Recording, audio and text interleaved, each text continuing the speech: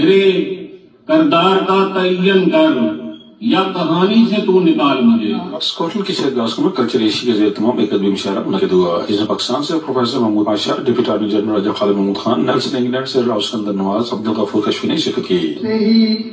دل میرا اندر سے کٹ گیا، رشتوں کے ساتھ ساتھ میرا گھر بھی بن گیا. وہ نہیں بھولتا دور بھی رہ کے دیکھ کے آئے، بچھڑے گاتے تیرے بازو مر جاواں گے،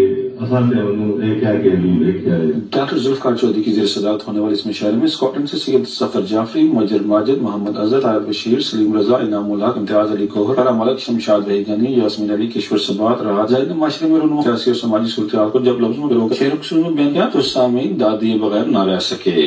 میری خاطر کہیں بدنام نہ وہ ہو جائے، اس لیے اس کی ملاقات سے ڈر لگتا ہے. گھر ہے کچا میرا، برسات سے ڈر لگتا ہے. کہیں پائے میرے قدموں پہ جو تو میرے نقش مٹا مت دے. یہ میری عمر کا حاصل یہ گھر، میرے بچوں یہ گرا مت دینا.